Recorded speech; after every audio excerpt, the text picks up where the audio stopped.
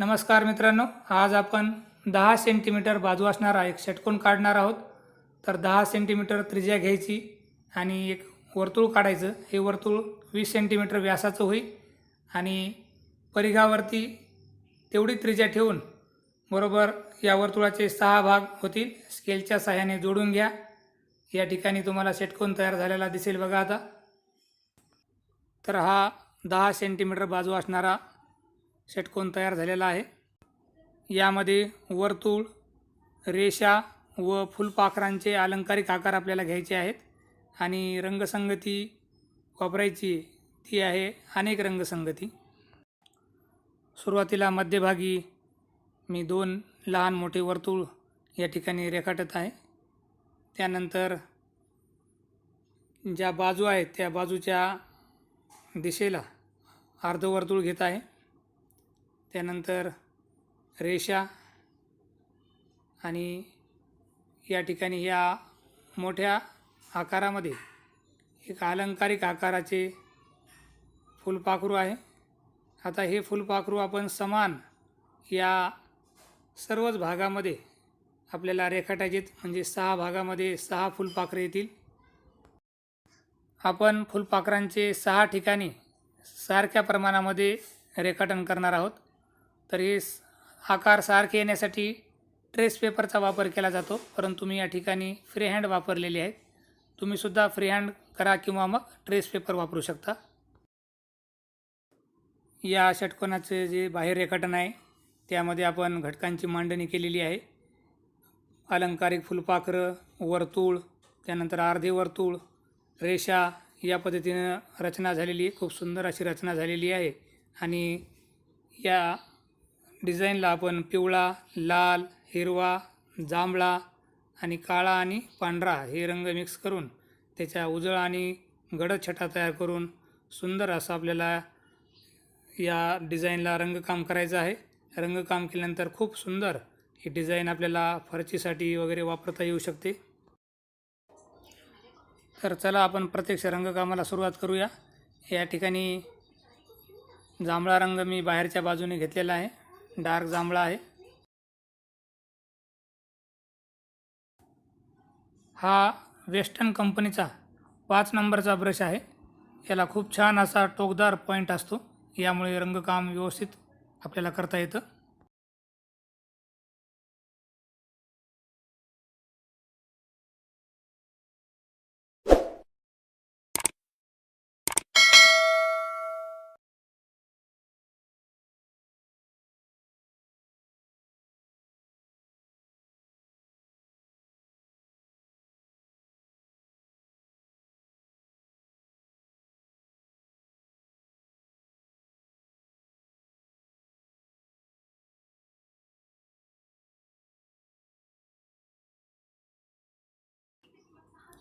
फुलपाखरांसाठी मी पिवळा रंग या ठिकाणी देत आहे. नंतर या फुलपाखरांना थोडासा येलो ऑरेंज देऊन मिक्सिंग करणार आहे. या संकल्पचित्रामध्ये आपण मिक्सिंगचं तंत्र वापरणार आहोत.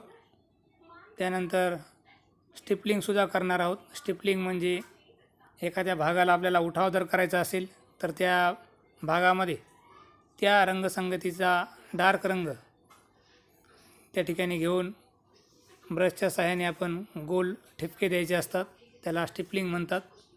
तर आता या ठिकाणी आपण फुलपाखरांसाठी हा येल्लो रंग, त्यानंतर ऑरेंज रंग घेतलेला आहे. आता मिक्सिंग करत आहे मी. थोडासा येल्लोमध्ये लाल मिक्स केल्यानंतर थोडासा येल्लो ऑरेंज रंग तयार होतो आणि तो मी अशा प्रकारे मिक्सिंग करत आहे. त्यामुळे फुलपाखरं आणखीन उठावदार दिसत आहेत.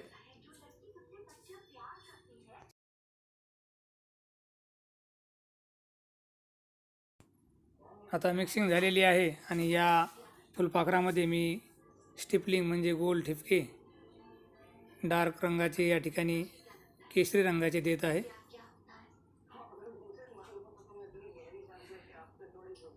आता या ठिकाणी जांभळा रंग घेतलेला आहे आणि जांभळा आणि पांढरा अशा 2 रंगाचं मिक्सिंग करून हा जो आकार आहे त्या आकाराला मी आणखीन उठावदार करण्याचा प्रयत्न करत आहे.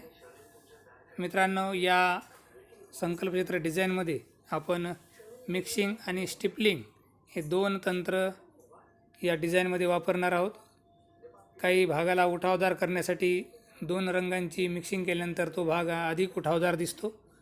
त्यानंतर आणखीन काही भागाला आपल्याला उठावदार करायचा असेल तर आपण ठिपकेसुद्धा त्या ठिकाणी देऊ शकतो. पुढे तुम्हाला स्टिपलिंग बघायला मिळणार आहे. मित्रांनो, तुम्हाला जर मिक्सिंग नाही जमली तर तुम्ही प्लेनही रंग देऊ शकता. तसं काही नाही आहे.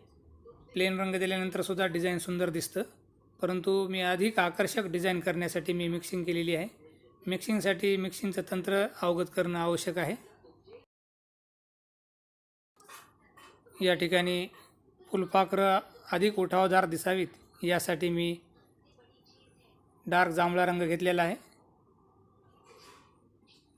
कारण पिवळा रंग हा लाईट आहे आणि डार्क जांभळा जर आपण या ठिकाणी दिला त्या फुलपाखरांच्या बाजूला तर फुलपाखरं अधिक उठावदार दिसतील.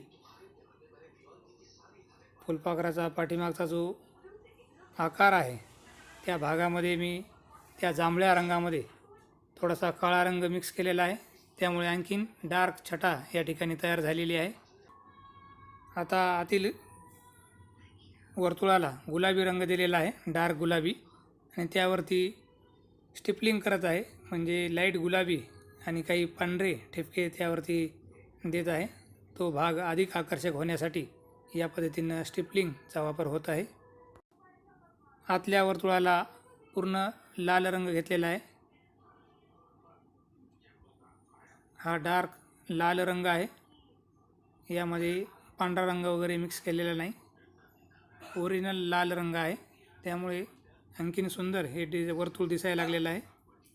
आता आतील वर्तुळामध्ये पोपटी रंग घेतलेला आहे आणि त्या पोपटी रंगामध्ये मी पांढरा मिक्स करून वर्तुळाचा जो आतला भाग आहे त्यामध्ये मिक्सिंग करत आहे.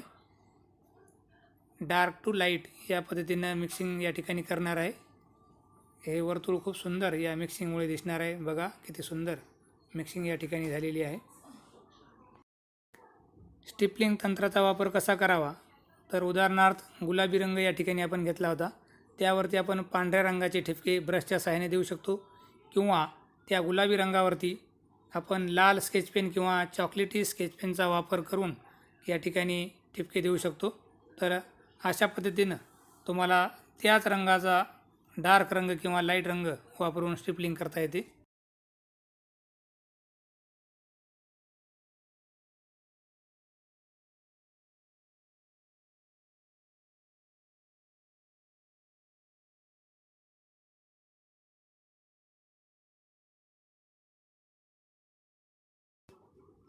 वर्तुळाला अधिक आकर्षक करण्यासाठी त्या वर्तुळाला मी पांढऱ्या रंगाची एक बॉर्डर करत आहे.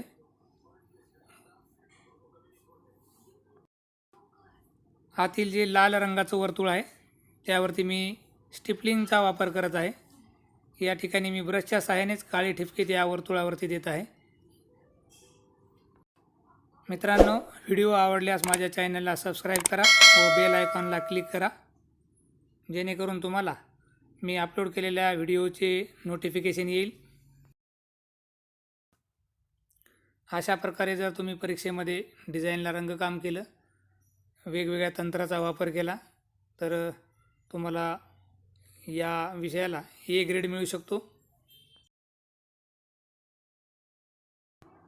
मित्रांनो, पुढील भागामध्ये आपण एक स्मरणचित्र म्हणजे मेमरी ड्रॉइंग या विषयासंदर्भामध्ये रेखाटन, रंगकाम, रचना याविषयी माहिती जाणून घेणार आहोत.